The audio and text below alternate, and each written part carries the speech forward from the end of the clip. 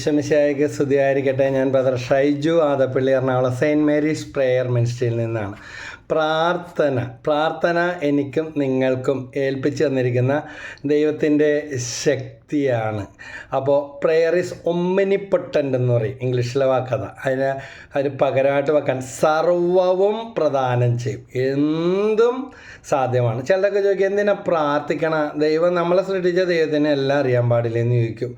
അപ്പോൾ ദൈവത്തിന് എല്ലാം അറിയാം. പക്ഷേ ആ ദൈവത്തിൻ്റെ വചനത്തിൽ മത്തായി 7:7 പറയുന്നുണ്ട്, ചോദിപ്പിൻ നിങ്ങൾക്ക് ലഭിക്കും, അന്വേഷിപ്പിൻ കണ്ടെത്തും, മുട്ടുവിൻ നിങ്ങൾക്ക് തുറന്ന് കിട്ടും. അപ്പോൾ നമ്മൾ ചോദിക്കുമ്പോൾ ദൈവത്തുമായിട്ടുള്ളൊരു ബന്ധത്തിലേക്കാണ്. അപ്പോൾ ആ അനുഗ്രഹങ്ങൾ കിട്ടിക്കഴിയുമ്പോൾ അതൊരു ഊഷ്മളമാകുകയാണ്.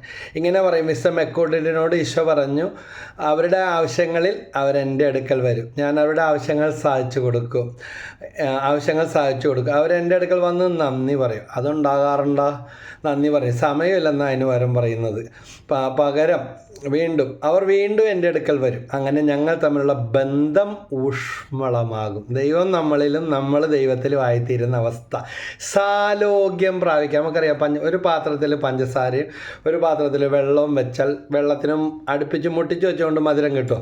അത് ഒരു സ്പൂൺ വെച്ച് കുറച്ച് പഞ്ചസാര എടുത്ത് ആ വെള്ളത്തിലിട്ടിട്ട് ഇളക്കണം. ഇതുപോലെ തന്നെയാണ്. പക്ഷെ അത് കണ്ട മധുരമുള്ള വെള്ളമാണെന്ന് ചിലപ്പോൾ തോന്നത്തില്ല. ഇതുപോലെ തന്നെയാണ്, കുടിച്ചു കഴിയുമ്പോൾ അതിൻ്റെ മാധുര്യം അനുഭവപ്പെടും. പ്രാർത്ഥന ഉള്ള മനുഷ്യൻ നശിച്ചു പോകത്തില്ല. പ്രാർത്ഥന ഉള്ള മനുഷ്യന് ദൈവത്തിൻ്റെ സാന്നിധ്യം, സാമീപ്യം അവൻ്റെ ഹൃദയത്തിലുണ്ട്. ഇന്നാൾ ആരോ പറഞ്ഞു തുടങ്ങി, ഈ പ്രാർത്ഥനയൊന്നും ഇല്ലായിരുന്നെങ്കിൽ എനിക്ക് വല്ല പ്രാന്തും പിടിച്ചേനെ, അല്ലെങ്കിൽ ഞാൻ വല്ല തീർത്തിട്ട് വല്ല ജയിലിലും പോയി കിടന്നേനെ. ഈ പ്രാർത്ഥന ഉള്ളതാണ് എനിക്കൊരാശ്വാസം. അതായത് പ്രതിസന്ധികളിൽ പിടിച്ചു നിൽക്കും. വേറെ ചിലരൊക്കെ പറയും, ബ്രദറിനൊക്കെ പറ്റും, ഞങ്ങൾക്ക് അതുപോലെ പറ്റുമോ എന്ന് വയ്ക്കും. ചിലരുടെയൊക്കെ വിചാരം ഞങ്ങൾ മെത്തയിലാണ് കിടക്കുന്നത്. ഞങ്ങളുടെ ജീവിതം കഥകൾ അറിയാവുന്ന, സഹനങ്ങൾ അറിയാവുന്ന കുറച്ച് പേരൊക്കെ ഉണ്ട് ടീമിലും കൂട്ടായ്മയിലും. പക്ഷേ ഞങ്ങൾക്ക് കിട്ടിയിട്ടുള്ള അടി പോലെ വേറെ ആർക്കാ കിട്ടില്ല. ഒരു വ്യക്തി എന്നോട് പറഞ്ഞതാ, ബ്രദറെ, നിങ്ങളുടെ വിശ്വാസം കണ്ടിട്ടാണ്, നിങ്ങൾ പ്രാർത്ഥിക്കുന്നത് കണ്ടിട്ടാണ് പ്രതിസന്ധികൾ വന്നപ്പോൾ അതിനെ സന്തോഷത്തോടെ നേരിടുകയും വിശ്വാസം ഉപേക്ഷിക്കാതെ വീണ്ടും ഞങ്ങൾക്കെല്ലാം മോട്ടിവേഷൻ തരുന്നത് കണ്ടാണ് ഞങ്ങളൊക്കെ ഇപ്പോഴും പ്രാർത്ഥനയിൽ നിലനിൽക്കുന്നതെന്ന് പറഞ്ഞ ഒരു സാക്ഷ്യം. വിലാപം 2:19 പറയുന്നുണ്ട്, രാത്രിയിൽ യാമങ്ങളുടെ ആരംഭത്തിൽ എഴുന്നേറ്റ് ഉറക്കെ നിലവിളിക്കുക. പകൽ മാത്രം പ്രാർത്ഥിച്ചാൽ പോരാ, യാമങ്ങളുടെ ആരംഭത്തിൽ കർത്താവിൻ്റെ സന്നിധിയിൽ ജലധാര പോലെ നിന്റെ ഹൃദയത്തെ ചൊരിയുക. നാൽക്കവലകളിൽ വിശന്ന് തളർന്നു വീഴുന്ന നിന്റെ മക്കളുടെ ജീവന് വേണ്ടി നീ അവിടുത്തെ സന്നിധിയിലേക്ക് കൈകൾ ഉയർത്തുക. വിലാപം 2:19. അതുകൊണ്ട് നമുക്ക് വേണ്ടി മാത്രം പ്രാർത്ഥിച്ചാൽ പോരാ. ജോബിൻ്റെ പുസ്തകം 1-ാം അധ്യായത്തിൽ നമ്മൾ കാണുന്നുണ്ട്, ജോബ് തൻ്റെ മക്കൾക്ക് വേണ്ടി, കുടുംബത്തിന് വേണ്ടി ബലിയർപ്പിച്ച് വിശദീകരണത്തിന് വേണ്ടി പ്രാർത്ഥിക്കുന്നതായിട്ട്. ഉൽപ്പത്തി പുസ്തകം 25-ാം അധ്യായത്തിൽ കാണുന്നു, ഇസഹാക്ക് തൻ്റെ വന്ധ്യയായ ഭാര്യ റബേക്കയ്ക്ക് വേണ്ടി പ്രാർത്ഥിക്കുന്നു. നീ കാരണമാണ്, അല്ലേ നിൻ്റെ കുടുംബത്തിൽ എല്ലാവർക്കും അങ്ങനെയാണ്, ഇയാൾ ഭയങ്കരമാണ്, നിൻ്റെ പ്രശ്നം വേഗം ഡിവേഴ്സായി, അങ്ങനെയാണോ? അല്ല. ഇസഹാക്ക് തൻ്റെ വന്ധ്യയായ ഭാര്യ റബേക്കയ്ക്ക് വേണ്ടി പ്രാർത്ഥിച്ചു. റബേക്ക ഗർഭിണിയായി, ഉദരത്തിൽ 2 കുഞ്ഞുങ്ങൾ.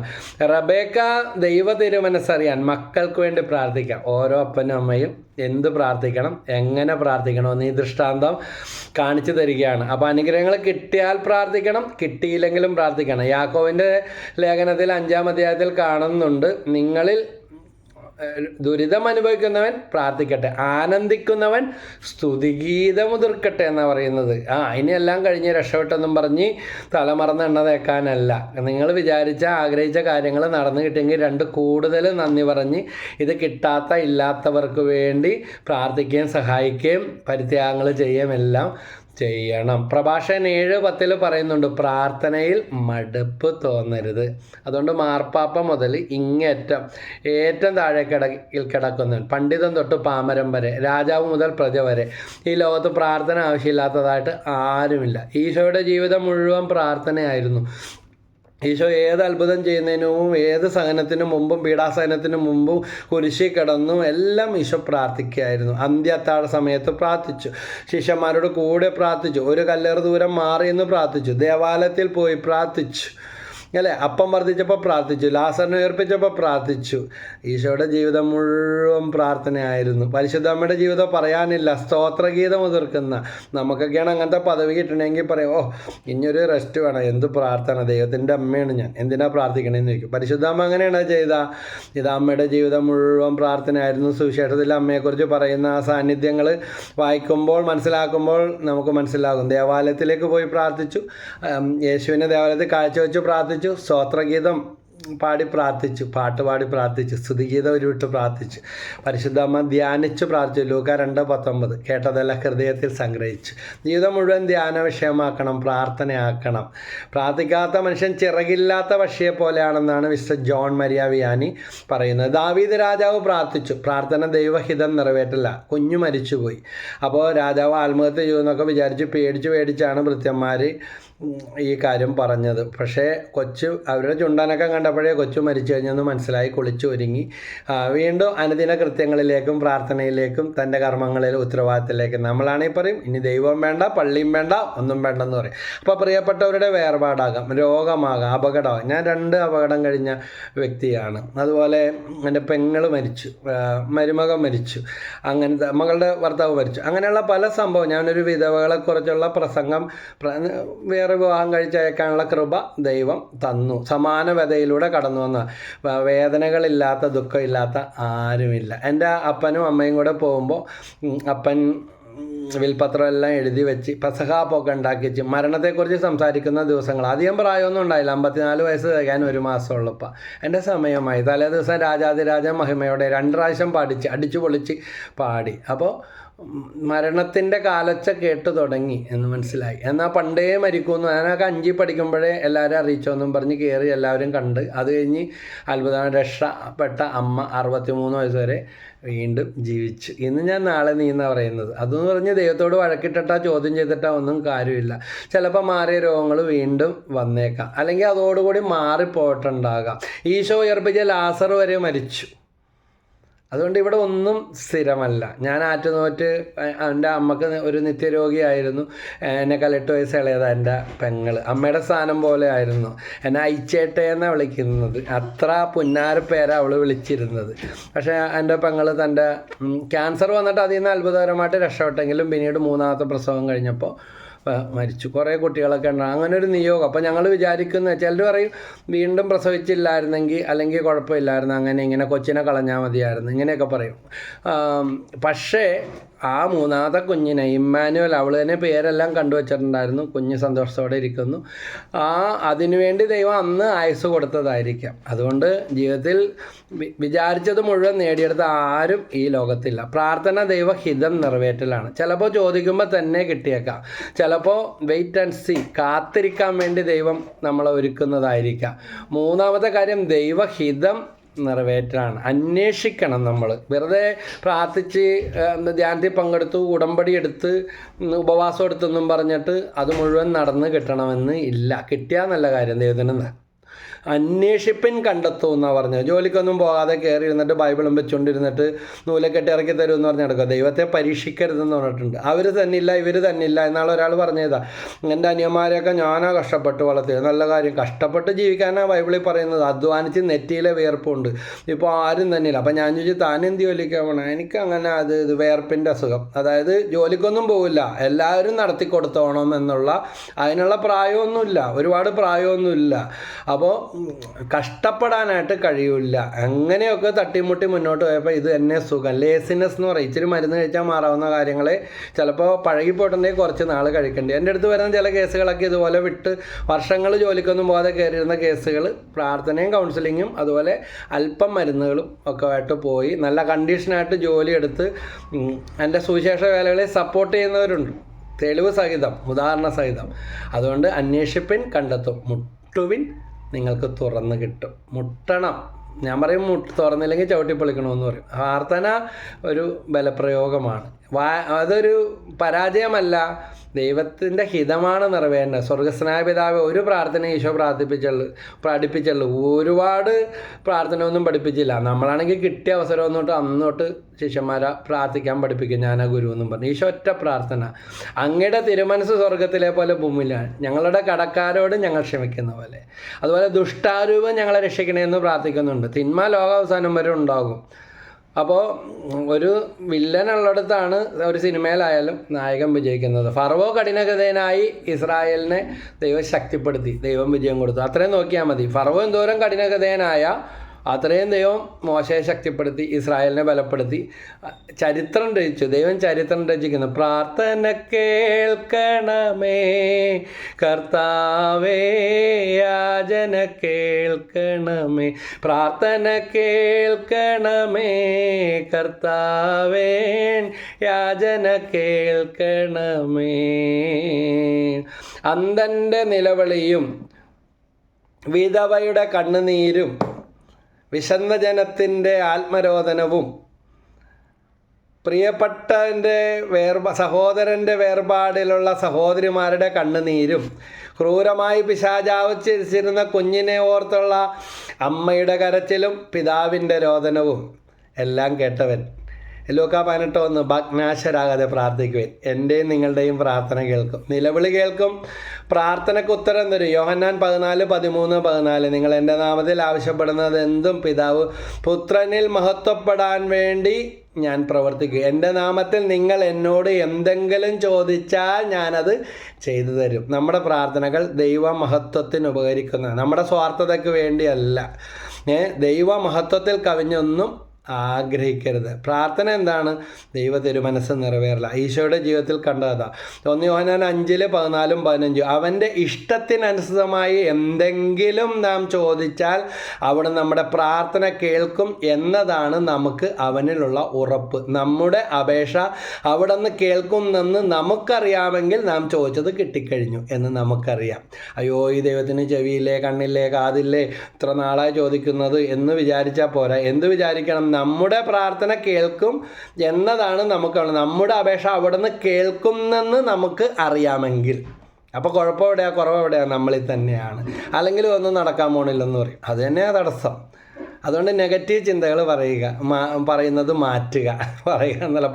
മാറ്റുക, തലയിൽ വെച്ചുകൊണ്ടിരിക്കുന്നത് മാറ്റുക. ഇത് പ്രാർത്ഥനയ്ക്ക് തടസ്സമാണ്. അപ്പോൾ ദൈവത്തിൽ ഒന്നായി തീരുക. തോബിത്ത് 12:8 പറയുന്നുണ്ട്, ഉപവാസം, പ്രാർത്ഥന, ദാനധർമ്മം, ഉപവാസം, ദാനധർമ്മം, നീതി എന്നിവയോടുകൂടി ആവുമ്പോൾ പ്രാർത്ഥന നല്ലതാണ്. നല്ല പ്രാർത്ഥനയുണ്ട്, അങ്ങനെയുണ്ടോ ഒരു കാര്യം?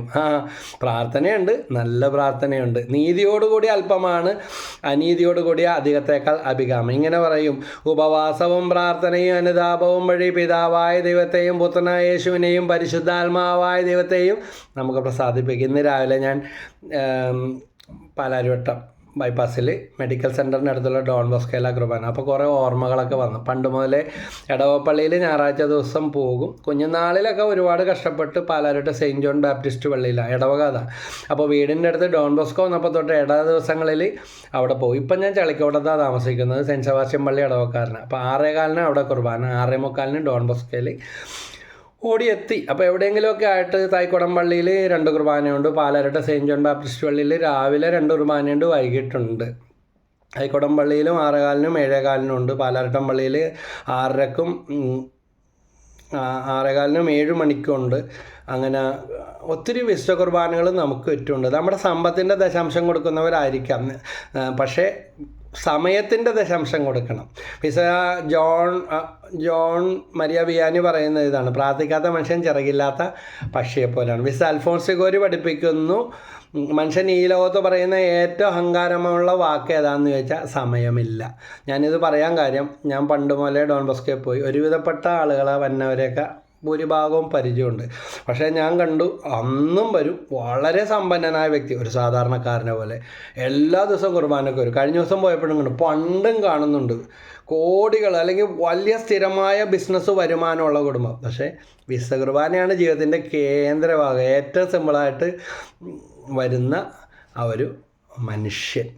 അപ്പോൾ അത് ഒരു വക്കീലും കൂടെയാണ്, വലിയ ബിസിനസ്സുകാരനാണ്. അപ്പോൾ വേറെ ചിലരെ കണ്ടിട്ടുണ്ട് ഒന്നുമില്ലായ്മയും വന്നിരുന്നത്. ഞാൻ ആ ഒരു മുൻവിധി നടത്തുകയല്ല. അവരൊക്കെ പറയുന്നത് ഇപ്പോൾ ഇതാണ് അന്ന് വീടുമില്ല, വാടകയും കുടിയും എല്ലാമാണ്. ഇപ്പം പറയും ആശുപത്രിയിൽ പോകാൻ, ലാബിൽ പോകാൻ, ടെസ്റ്റിന് പോകാൻ, ആവശ്യങ്ങൾക്ക് പോകാൻ എല്ലാം നമുക്ക് സമയമുണ്ട്. പക്ഷേ പള്ളിയിൽ പോകാനാ ബ്രദർ പ്രാർത്ഥിക്കും കൂട്ടായ്മയല്ല, അതൊട്ടും സമയമില്ല. കയറി വന്ന തലമറന്ന് എണ്ണ തേക്കുന്ന അവസ്ഥ. ദൈവം ഒരു കൂട്ടായ്മയിലേക്ക്. അപ്പോൾ പിശാചിങ്ങനെ ചെതറിക്കുന്നവനാണ്. ദൈവം സ്നേഹമാണ്, സ്നേഹത്തിൽ വസിക്കുന്നവനാണ്.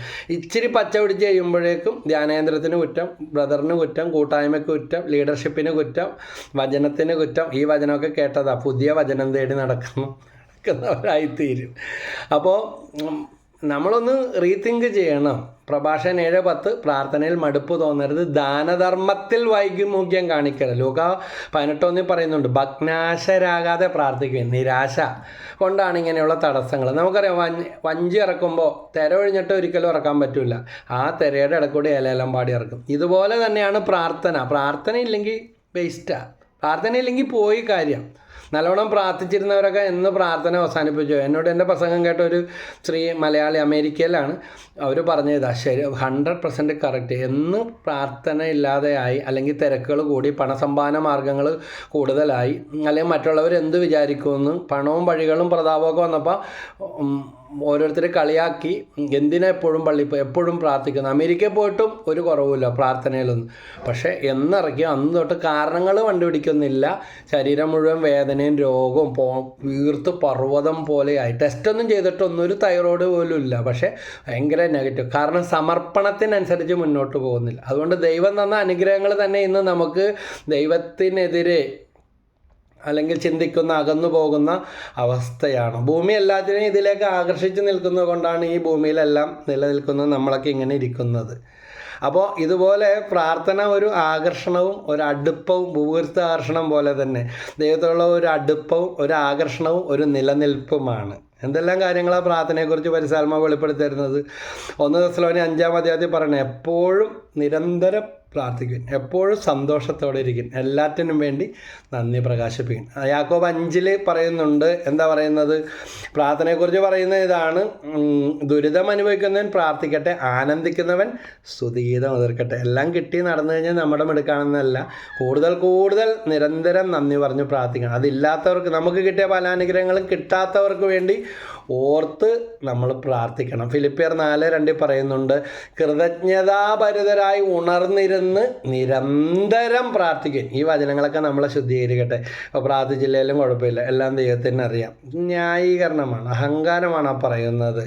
അപ്പോൾ ഇനി പ്രാർത്ഥന അതിഭാഷണമാകരുത്. മത്തായി 6:7 പറയുന്നുണ്ട്, പ്രാർത്ഥിക്കുമ്പോൾ വിജാതീയരെ പോലെ നിങ്ങൾ അതിഭാഷണം ചെയ്യരുത്. അതിഭാഷണം വഴി തങ്ങളുടെ പ്രാർത്ഥന കേൾക്കുമെന്ന് അവർ കരുതുന്നു. 1000 പ്രാവശ്യം എഴുതി 10,000 പ്രാവശ്യം പറഞ്ഞ് എന്നതല്ല പ്രാർത്ഥന ദൈവഹിതം നിറവേറ്റണം. ഇനി മത്തായി 6:6 പറയുന്നുണ്ട്, പ്രാർത്ഥിക്കുമ്പോൾ നീ മുറിയിൽ കടന്ന് കതകടച്ച് രഹസ്യമായിട്ട് പിതാവിൻ്റെ രഹസ്യങ്ങൾ അറിയുന്ന പിതാവ് നിനക്ക് പ്രതിഫലം നൽകും എന്ന് പറഞ്ഞാൽ കൂട്ടായ്മയും പോണ്ട, പള്ളിയിലും പോണ്ട, മുറി അടച്ചിരുന്ന് പ്രാർത്ഥിച്ചോ, അതാണ് അർത്ഥം. അങ്ങനെയൊക്കെ ഇരിക്കുന്ന പലരെ അറിയാം. വീട്ടുകാരൊക്കെ വന്നു പറയും, പണിക്കും പോകുന്നില്ല, കൂട്ടത്തിൽ പണിക്കും പോകുന്നില്ല, ജോലിക്കും പോകുന്നില്ല, ഉണ്ടായിരുന്ന ജോലിയും കളഞ്ഞ്. ചിലതൊക്കെ ലേസിനെസ്. എന്നോടൊരു വ്യക്തി പറഞ്ഞ കാര്യം ഇതാണ്, എല്ലാം ദൈവത്തിനറിയാം, ദൈവം തരുമല്ലോ എന്നും പറഞ്ഞിട്ട് കാലം നീട്ടിയിരുന്നാണോ പറഞ്ഞിരിക്കുന്നത്. അധ്വാനിച്ച് നെറ്റിയിലെ വിയർപ്പുകൊണ്ട് അപ്പം ഭക്ഷിക്കണം. ഞാനിതൊക്കെ പറയുമ്പോൾ അവിടെ ഇവിടെയൊക്കെ തട്ടും. അതുകൊണ്ട് ഇത് മനഃപൂർവ്വമല്ല, ഒത്തിരി ജീവിതാനുഭവങ്ങളും കഥകളും കേൾക്കുന്നതുകൊണ്ട്. അധ്വാനിച്ച് നെറ്റിയിൽ വിയർപ്പുണ്ട്. ചിലർക്ക് വിയർപ്പിൻ്റെ അസുഖം, അതായത് വിയർക്കാൻ പാടില്ല, വെറുതെ ഇരുന്ന് എല്ലാം നടക്കണം, ജോലി എടുക്കാതെ കാശ് കിട്ടണം. അതുകൊണ്ടാണ് ഇന്ന് വിസ തട്ടിപ്പും ഒത്തിരി കാര്യം ദിനംപ്രതി പത്രത്തിലുണ്ട്, എന്നിട്ടും കൊണ്ടുപോയി കൊടുക്കും. കഴിഞ്ഞ ദിവസം ഒരമ്മ പറഞ്ഞതാ 16 ലക്ഷം, ഒരു കടമില്ലാതെ പോയ കുടുംബം 16 ലക്ഷം രൂപ കടമായി, തട്ടിപ്പായി പോയി. 1 ലക്ഷം കിട്ടിയുള്ളൂ, 15 ലക്ഷം പോയി. പ്രാർത്ഥിക്കണേ ബ്രദറെ. ഇതുപോലെ വിളിക്കുന്ന പലരും ഉണ്ട്. അതുകൊണ്ട് ദുഷ്ടാരൂപം ഞങ്ങളെ രക്ഷിക്കണേ, പ്രലോഭനങ്ങൾ ഞങ്ങളെ ഉൾപ്പെടുത്തരുത്. ദുഷ്ടാരൂപി കർമ്മനിരതനാണ്, നമുക്കോ കർമ്മമില്ലാത്തേ ഉള്ളൂ.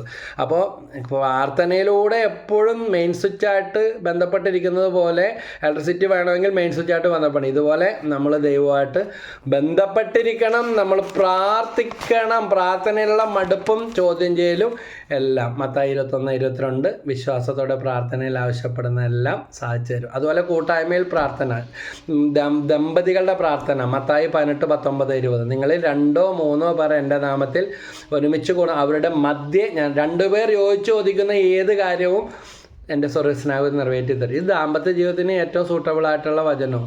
2 മുറി കിടപ്പ്, 2 കട്ടിലെ കിടപ്പ്, എങ്ങനെ എന്നിട്ട് പ്രാർത്ഥനാരൂപത്തിലും പോവും, ധ്യാനത്തിനും പോവും, ഉടമ്പടിയും ചെയ്യും. കുറ്റം മുഴുവൻ പ്രാർത്ഥനക്കും ധ്യാനത്തിനും ഉടമ്പടിക്കും വചനത്തിനുമാണ്.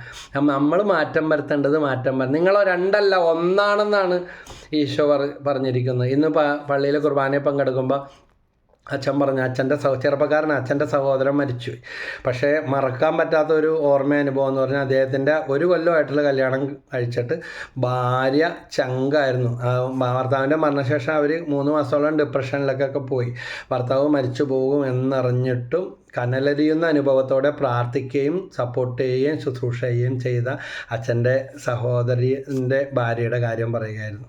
അപ്പോൾ ഇതൊക്കെ നമുക്കൊരു ദൃഷ്ടാന്തങ്ങളാണ്. മത്തായി 21, 22 വിശ്വാസത്തോടെ പ്രാർത്ഥനയിൽ ആവശ്യപ്പെടുന്ന എല്ലാം നിങ്ങൾക്ക് ലഭിക്കും. അതുകൊണ്ട് നോയമ്പ് കാലത്തിന് വേണ്ടി ഒരുങ്ങിക്കൊണ്ടിരിക്കുമ്പോൾ, ഇന്ന് ഫെബ്രുവരി മാസത്തിലെ അവസാനത്തെ 2025 ഫെബ്രുവരി 28 അവസാനത്തെ ദിവസമാണ്. ഇതുവരെ ദൈവം വഴിനടത്തതിന് നന്ദി പറയാം. മുന്നോട്ടുള്ള ആവശ്യങ്ങൾ ഒരുപാടുണ്ട്, നിയോഗങ്ങൾ അതിശക്തമാണ്. അതുകൊണ്ട് തളർന്നു പോയോ മടുത്തു പോയോ പ്രാർത്ഥന അവസാനിപ്പിക്കുകയല്ല. നമുക്കെന്ത് വേണം? വ്യക്തിപരമായ പ്രാർത്ഥന വേണമെന്ന് കണ്ടു. അതുപോലെ കുടുംബത്തിൽ ഒറ്റക്കെട്ടായിട്ട് പ്രാർത്ഥനയാണ് കുടുംബ പ്രാർത്ഥന. നസ്രത്തിൽ ദൈവപുത്രനും കന്യാമേരിയും താതൻ യൗസേപ്പും ചേർന്നൊരുക്കിയ സൽക്കുടുംബത്തിൻ മാതൃക എത്ര മോഹനം.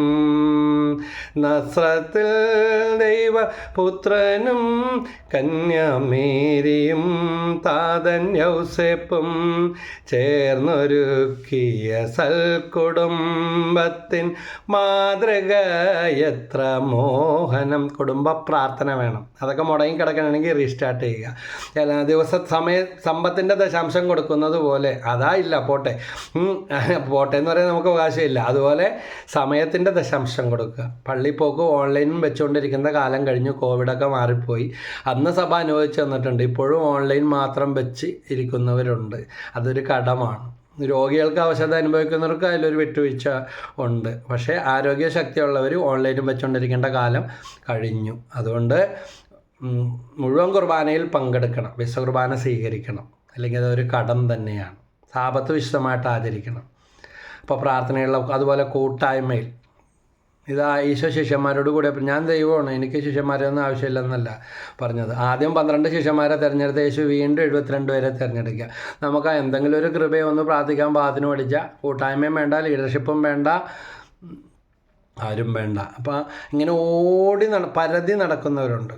വളരാൻ ഭയങ്കര പ്രയാസമോ. ഞാൻ പറഞ്ഞതല്ല, ബ്രദർ ചാലണ്ടിയുടെ ചെയർമാൻ ബ്രദർ ബെന്നി പുന്നത്തറ ആത്മാവിൻ്റെ പ്രതിനിധികൾ എന്ന് പറഞ്ഞ ഗ്രന്ഥത്തിൽ എഴുതി വച്ചിരിക്കുന്ന കാര്യമോ, രേഖകളുള്ള കാര്യമോ. ഇങ്ങനെ പരതി നടക്കും. കയറിപ്പോകുന്ന വഴികൾ തലമറന്ന് എണ്ണേക്കുന്ന അവസ്ഥ. നമ്മുടെ ആധ്യാത്മിക ഗുരുക്കന്മാർക്ക് വേണ്ടി പ്രാർത്ഥിക്കുക, തിരുസഭയ്ക്ക് വേണ്ടി പ്രാർത്ഥിക്കുക, വചനപ്രഘോഷകർക്ക് ഒരുപാട് ആത്മാ പ്രേക്ഷിതർ സഭയിലുണ്ട്. അവർക്ക് വേണ്ടി, സിസ്റ്റേഴ്സിന് വേണ്ടി എല്ലാം പ്രാർത്ഥിക്കുക. എല്ലാം തികഞ്ഞവരാരുമില്ല. അങ്ങനെ പ്രാർത്ഥനയിലൂടെ നമുക്ക് വിശുദ്ധി പ്രാപിക്കാം. ദൈവത്തെ പ്രാപിക്കാനുള്ള പടവുകൾ, ദൈവത്തെ പ്രാർത്ഥിക്കാനുള്ള ദൈവത്തിൻ്റെ തന്നെ ഏൽപ്പിച്ചെന്നിരിക്കുന്ന കരങ്ങളാണ് നമ്മുടെ പ്രാർത്ഥന. മടുപ്പ് തോന്നരുത്. കൂടുതൽ പ്രാർത്ഥിക്കുക, കൂടുതൽ ഉത്സാഹത്തിലേക്ക് കടന്നു വരിക. ദൈവം എല്ലാവരെയും അനുഗ്രഹിക്കട്ടെ. ഈ ശുശ്രൂഷ നിങ്ങൾക്ക് പ്രയോജനപ്പെടുന്ന, ഇത് കിട്ടാത്ത അറിയാത്ത വാട്സാപ്പ് ഗ്രൂപ്പുകളിലും ഫേസ്ബുക്കിലും മറ്റ് പേഴ്സണലായിട്ട് വ്യക്തികൾക്കെല്ലാം നിങ്ങൾ ഷെയർ ചെയ്ത് കൊടുക്കുക. ഒരു പക്ഷേ ഇതിലൂടെ ദൈവം എങ്ങനെയാണ് പ്രവർത്തിക്കുന്നത് നമുക്കറിയില്ല. വിശുദ്ധ ഇഗ്നേഷ്യസിലായാലും ഞാൻ പാപിയായ മനുഷ്യനാണ്, കുറവില്ലാത്ത ആരുമില്ല. പക്ഷേ എന്നെ രക്ഷിച്ച, എന്നെ ഇപ്പോഴും ജീവനോടെ ഇരുത്തുന്ന, എന്നെ എൻ്റെ കുടുംബത്തെയും താങ്ങി നിർത്തുന്ന, എൻ്റെ ശുശ്രൂഷാ ജീവിതത്തെ അഭിഷേകം തരുന്ന ആ ദൈവത്തെക്കുറിച്ചല്ല അതൊന്നും പറയാനില്ല. വിശുദ്ധ ഇഗ്നേഷ്യസിലൂടെ ദൈവവചനം കേട്ട് 6 മാസം കഴിഞ്ഞപ്പോഴാണ് വിശുദ്ധ ഫ്രാൻസിസ് സേവറിൽ പ്രതിപ്രവർത്തനം നടന്നത്. അതുകൊണ്ട് അവരൊന്നും ശരിയാകാൻ പോകുന്നില്ല, ഇതൊന്നും കൊടുത്തിട്ട് ഒരു കാര്യമില്ല. അങ്ങനെയല്ല. പരിശുദ്ധാത്മാവ് നിങ്ങളെ പ്രേരിപ്പിക്കുന്നെങ്കിൽ ഇത് കിട്ടാത്ത മറ്റുള്ളവർക്കും ഷെയർ ചെയ്ത് കൊടുക്കുമല്ലോ. പ്രാർത്ഥനയെക്കുറിച്ചുള്ള തെറ്റായ ബോധ്യങ്ങൾ മാറി പ്രാർത്ഥനയെക്കുറിച്ചുള്ള ദൈവിക സങ്കല്പത്തിലുള്ള മനുഷ്യനും ആയി മാറാനുള്ള കൃപ ദൈവം എല്ലാവർക്കും പ്രദാനം ചെയ്യട്ടെ. നിങ്ങൾ തുടർന്നുള്ള പ്രോഗ്രാം നിങ്ങൾക്ക് കിട്ടണമെങ്കിൽ സബ്സ്ക്രൈബ് ചെയ്തിട്ടില്ല എങ്കിൽ സബ്സ്ക്രൈബ് ചെയ്യുക. നിങ്ങളുടെ കമൻസുകളും പ്രാർത്ഥന വിഷയങ്ങളും അയക്കാം. ഇനി നേരിട്ട് ഫോൺ വിളിച്ചാലൊന്നും കിട്ടിയില്ലെങ്കിൽ പ്രോഗ്രാമിലോ കൗൺസിലിങ്ങിലൊക്കെ ആയിരിക്കുമ്പോൾ നിങ്ങൾ വാട്സാപ്പിലൂടെ അയച്ചാലും നിങ്ങളുടെ സാധിക്കുന്ന രീതിയിൽ ദൈവം അനുവദിക്കുന്ന പോലെ മറുപടിയും സന്ദേശങ്ങളൊക്കെ നൽകുന്നതാണ്. എല്ലാ ദിവസവും എല്ലാവർക്കും വേണ്ടി പ്രാർത്ഥിക്കുന്നു. ഓർക്കുമ്പോഴൊക്കെ പ്രാർത്ഥിക്കുന്നു, പ്രാർത്ഥിക്കുമ്പോഴൊക്കെ ഓർക്കുന്നു. പോരെ? സബ്സ്ക്രൈബ്, ഷെയർ, ലൈക്ക്, കമൻറ്റ് ഞങ്ങളുടെ ശുശ്രൂഷയിൽ നിങ്ങളുടെ വലിയ സപ്പോർട്ടായിരിക്കും. അങ്ങനെ പരസ്പരം നമുക്ക് പ്രാർത്ഥിക്കാം. ദൈവം എല്ലാവരെയും അനുഗ്രഹിക്കട്ടെ. ഈശോമിശിഹായ്ക്ക് സ്തുതിയായിരിക്കട്ടെ. മറന്നു പോകരുത്, പ്രാർത്ഥന നിർത്തരുത്. പ്രാർത്ഥനയ്ക്ക് തുല്യം പ്രാർത്ഥന മാത്രം. Prayer is ഒമ്നിപൊട്ടൻറ്റ്.